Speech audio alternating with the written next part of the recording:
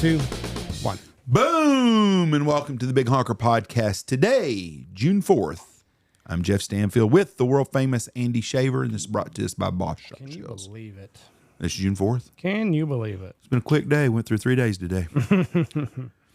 Okay, I'm going to start out a little redneck on mine today. Uh-oh. What would you consider the biggest redneck sport? NASCAR. Bingo. Yep. NASCAR has lost its fire because it's gotten too woke and it's gotten away from what it was in. And I don't watch NASCAR at all no more, but I used to watch it some when Jeff Gordon was there, and I used to like when him and Dale Jr. I think or that's Dale a Sr. problem. Is what? You don't have a hero and a villain anymore. No, they got to every sport has to have it. You got to have it. That's what the WNBA. The only thing that they're good now is people keep up with Caitlin Clark and Angel Reese. You got a hero and a villain. Tony tells me the other day, he goes, they're going to fix and start a women's pro softball league. I said, we'll never make it. Well, why not? I said, there's not a bad guy or a good guy. I said, the WNBA has floundered forever, 20 years. Mm-hmm. Nobody's watched it. All of a sudden, you got this white girl. So now all the white kids love this white girl. The black girls don't like the white girl. So you got a good person. Right. Then you got a black girl, Angel Reese, that everybody dislikes. And so everybody wants to watch it. You got to have a drama. Yes. I mean, that's what football's got built-in rivalries all the time. Right. So anyways, NASCAR has lost its appeal because it's gotten too politically correct, and it's a rich white kid sport now. It used to be some guys running moonshine.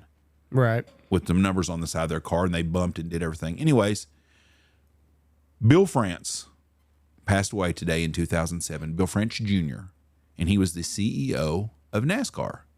He had served as vice president for 6 years. He became head of NASCAR when his father, Bill Sr., retired in 1972.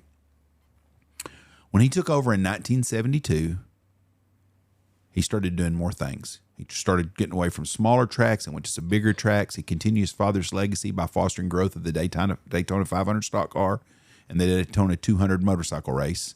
Then he got Winston cigarettes to come in by R.J. Reynolds, and in 1985 they did a $1 million bonus was awarded to any driver who'd win 3 of the pre-selected races. Do they still allow cigarette on cars? I don't know if they do or not, to be honest with you. NASCAR's Grand National Series was renamed the Winston Cup in 71. The point fund increased from $750,000 to $2 million. The champions portion of the points fund rose to $2 million by 1998, just the person who won it. NASCAR had few televised races in 1972. Those races that did air in the 70s were mixed into shows like the ABC Wide World of Sports. France signed the deal with CBS Sports president Neil Pilson to televise the 1979 Daytona 500. I remember watching this from flag to flag. The race was the first live flag-to-flag national coverage of the NASCAR race. The race got high television ratings, partly due to a snowstorm in the Midwest and Northeast. Richard Petty won the race after race leaders Donnie Allison and Cale Yarborough crashed together on the final lap. Allison's brother Bobby Allison stopped, and Bobby Allison and Yarborough then exchanged punches. It's great football. I mean, great TV right there. You got guys fighting. People never watch a NASCAR race. They're like, shit, we're watching this every Sunday now. Oh, yeah. The ratings and ensuing press coverage helped France to sign television contracts with ESPN in 80, TNN in 1990, and TBS. France's career accumulated into a record-setting $2.4 billion TV contract in 99 for the 2001 season. That's probably when NASCAR was at its height, probably was somewhere around then. What year? 2001. Yep. In 1993, this is one thing. France did a lot of good things. In 93, France's employees told him about a 6-year-old girl in leukemia, a leukemia patient, Sarah Ashley Secoy. He called her father and pledged to make her struggle on international morrow during a research a global news story. His efforts made for radio and TV news stories. He also helped fund Sarah's song, a duet recorded with her father that France promoted to tens of thousands of radio stations globally. Millions were thus raised to pay for her 6-year hospital fight inside a germ-free chamber. So very good for Bill France. Anyways, France turned the presidency of NASCAR over to Mike Hilton in 2000 after being diagnosed with cancer. He made his son Brian France CEO and chairman.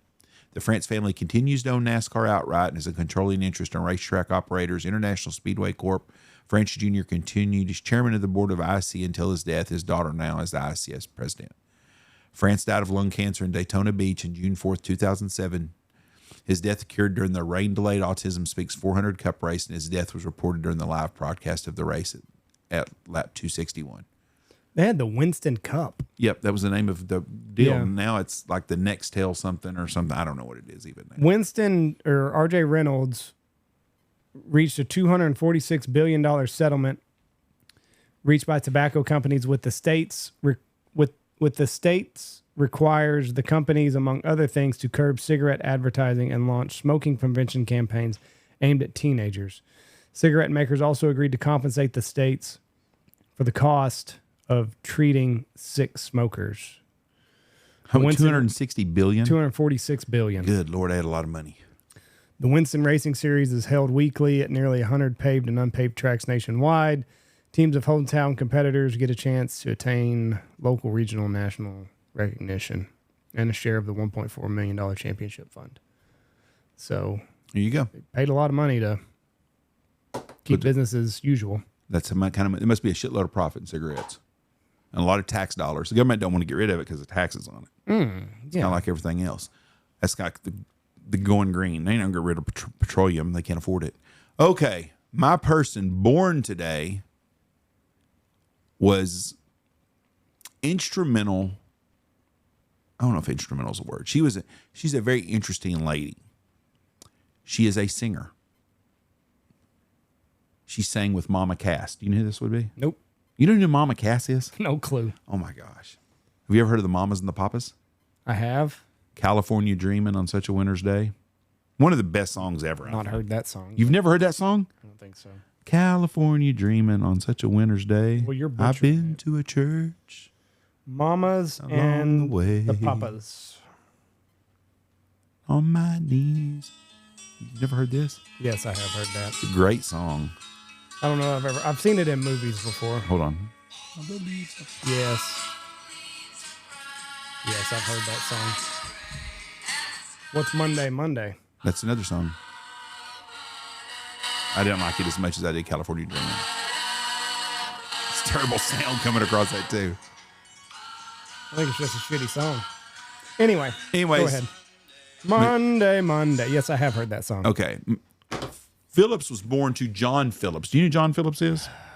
Her dad. No, it was her husband. Oh, She was married to him for a while. They had a daughter.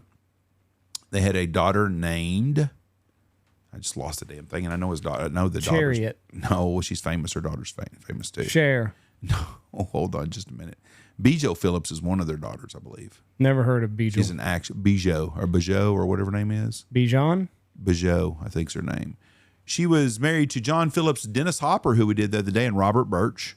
Her children, China Phillips. Yeah, the Wilson Phillips, the group. You've never heard of them either, huh? No. They had great songs too. Anyways, Wilson Phillips. Look up Wilson Phillips now. Anyways, the Wilson Phillips was her, China was her daughter. Her husband was John Phillips. John was married to Michelle Phillips, but before that, he was married. He had a daughter named Mackenzie Phillips that was on One Day at a Time. Him and his daughter had sex before she got married, and she come out on Oprah and told all about it. What? Yes, John Phillips, the lead dad. singer, the dad, her ex-husband, Had had a sex daughter with another wife Okay. named Mackenzie Phillips. Okay. Mackenzie Phillips had intercourse with her father Gracious. and talked about it on Oprah Winfrey when she come out, and she said, well, doesn't that feel like that you were raped? He told his daughter, no, it was consensual. That's And so she had a 1-year relationship with her father, John Phillips. So see, now you're learning something. So anyways, Phillips was born in Long Beach, California. Phillips, following his wife's death, she was raised by her mom. Her mom fell and hit her head and died. Her dad wanted to change the scenery, so he relocated the family to Buffalo, New York, where they lived for 9 months while he worked as a bartender. They subsequently returned to California, settling in Pasadena. In 1951, 2 days after Phillips' 7th birthday, the family relocated again to Mexico City, where their father had enrolled to study sociology on the GI Bill at Mexico City College. Phillips spent the following 6 years in Mexico, where she attended public schools and became fluent in Spanish. Throughout her childhood, Spanish remained Phillips' primary written language, though she later learned to write in English. She resided with her father and sister in Roma Sur, district of some pronounce in Mexico I can't pronounce.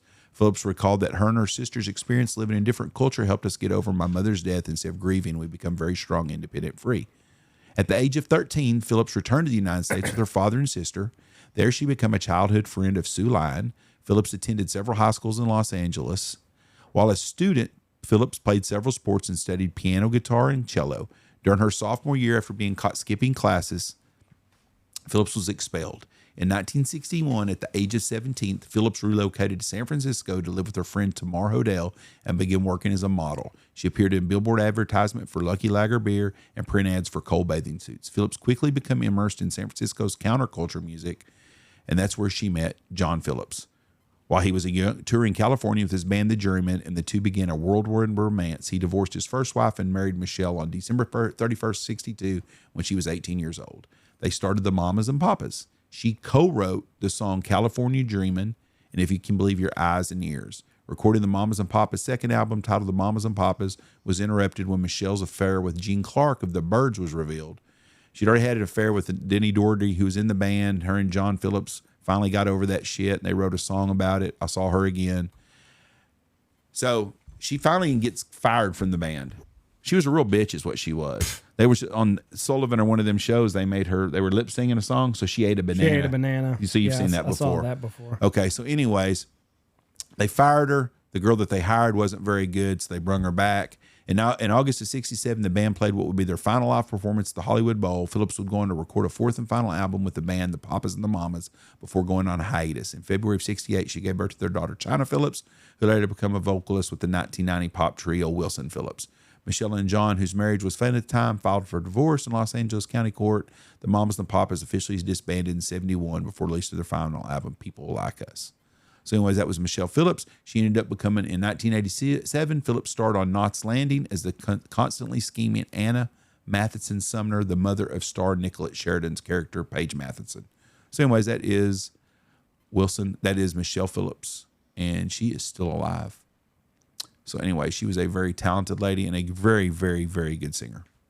Mamas and the Papas. Mamas and the Papas. Okay. Yeah, why did Carson or whoever that was, Sullivan, want them to lip sync? Or did everybody just lip sync back then? I think on TV they did it, just was easier. But she ate a banana while I did it. She was a real bitch, I'm telling you. It was all about her. And I think that, didn't they like strum differently or whatever, or didn't strum? They didn't give two shits. It was very evident that this was staged. Okay.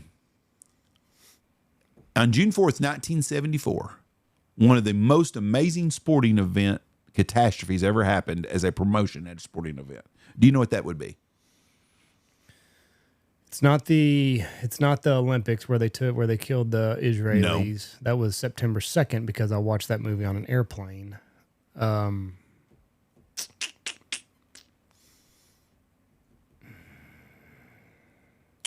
Happened in Cleveland. The Texas Rangers and the Cleveland Indians were playing a game. And Cleveland had a promotional event they thought would just get people through the doors. What was it? 10-cent beer night. Free beer? Oh, yeah. 10-cent beer night. Right. What happened was... everybody got drunk. Well, the promotion was meant to improve attendance at the game by offering cups of beer for 10 cents, which would be the same as today being 50 cents and having a $5 beer. Yeah. Where they screwed up there is they made a limit of 6 beers per purchase, but no limit on the number of purchases made during the game. Dumbasses. 6 days before the game started, the Indians and the Rangers had played in Texas, and they got into a huge brawl and had a big fight. So before the game started, Cleveland was ratcheting this up. 10-cent beer night. What's going to happen? We're going to have a big fight here. It's going to bring your fireworks. It's going to get bad. So they were already... They didn't have an idea it was going to go like this. Well, no. Then you introduce free beer night or 10-cent beer. Right. Okay, so what happened was 6 days after the brawl in Texas, Cleveland's 10-cent beer night promotion drew 25,000 people to the game, twice the number expected. They used 12 fluid-ounce cups of beer were offered for 10 cents each. Although the beer intended to be served at the discount price was supposed to be 3.2 alcohol, they started just going with them regular 5 and 6% Stroh's beer instead. The Rangers quickly took a 5-1 lead. Meanwhile, throughout the game, the increasingly inebriated crowd grew more and more unruly. Early in the game, Cleveland's LaRon Lee hit a line drive into the stomach of Ranger pitcher Fergie Jenkins, friend of the podcast, been on with us before, after which Jenkins dropped to the ground. Fans in the upper deck of the stadium cheered, then chanted, hit him again, harder, harder." A woman ran out to the Indians' on-deck circle, flashed her tits, and then tried to kiss umpire Nestor Chilak, who was not in a kissing mood.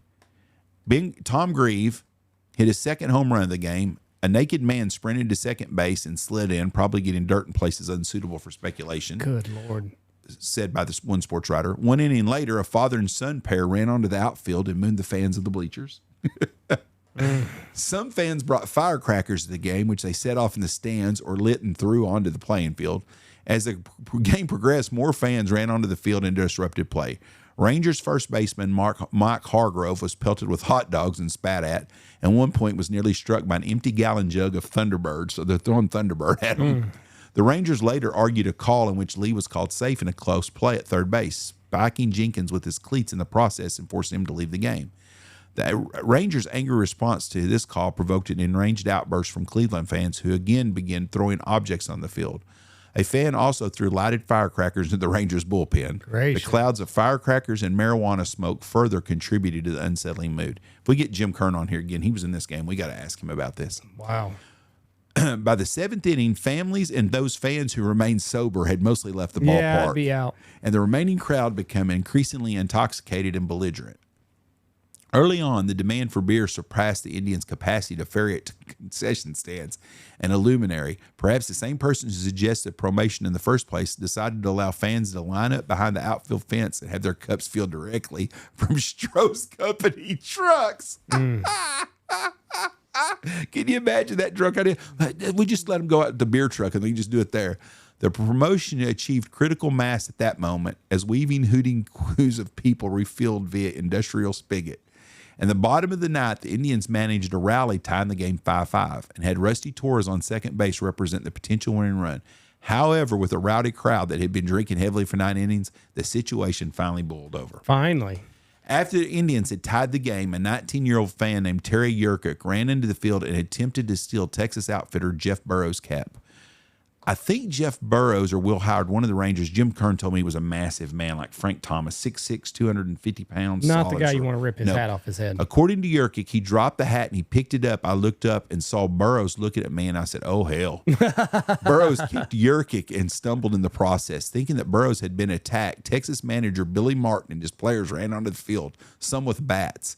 A large number of intoxicated fans, some armed with knives, chains, and clubs fashioned from portions of stadium seats that torn apart. Lord. Now, this is kind of scary by this time. Get them out of there. Surged onto the field, and others hurled bottles from the stands. 200 fans surrounded the 25 Rangers with more fans coming. I'm taking 25 pro athlete baseball players with bats over 200 fans. Drunks. Yes. Realizing that the Rangers' lives might be in danger, Cleveland manager Ken Aspromonte ordered his players to grab bats and help the Rangers, attacking the team's own fans in the process. Riders began throwing steel folding chairs, and Cleveland relief pitcher Tom Higgendorf was hit in the head by one of them. Good. Hargrove, after subduing one rider in a fistfight, had to fight another in his way back to the Texas dugout. While Texas catcher and former Indian Duke Sims also wound up getting to fight with the fan, the two teams retreated off the field through the dugouts in groups with players protecting each other. The teams fled into the clubhouse and closed and locked the doors. The crowd pulled up and stole the bases from the infield. Riders threw a vast array of objects, including cups, rocks, bottles, batteries from radios, hot dogs, popcorn containers, and folding chairs. Umpire Crew Chilak, realizing that the order would not be restored in a timely fashion, forfeited the game to Texas.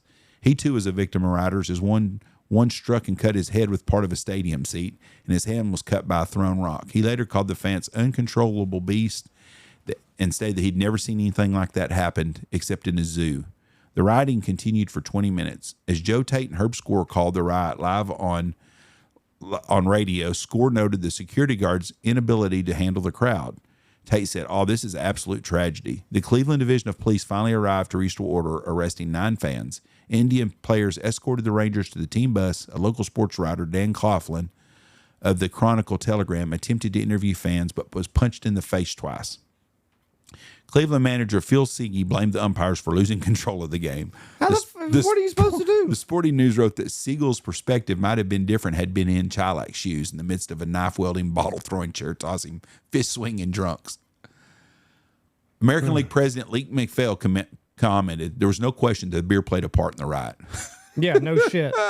Cleveland had a second beer night promotion on July 18th, which completed without incident, attracting 41,000 fans, with beer again selling for 10 cents, but with a limit of 2 cups per person. Yeah, that makes more sense. And 200 officers in the ballpark. So anyways, that was a hell of a night, I bet. I bet. So anyways, that was big hangovers the next my day. big event that day. And I'm going to have to ask Guy. Anybody arrested? Yeah, and nine guys got arrested. They're lucky nobody got killed. They're very lucky nobody got killed. Because a bunch of pro baseball players are swinging bats at heads. Oh, I mean, they're lucky. but I don't blame the players. Fuck no. Mob mentality and then Hell people yeah. coming at you. You don't know what Yeah. they've got. And if they got knives and everything else, I'm swinging the bat. Can you imagine that guy hitting that big sumbitch and like, oh shit, trying to take a snap. Oh, shit. Anyways, that's what happened on June 4th. Thank All y'all right. for listening to us. God bless you. Peace. Bye. Watch for deer.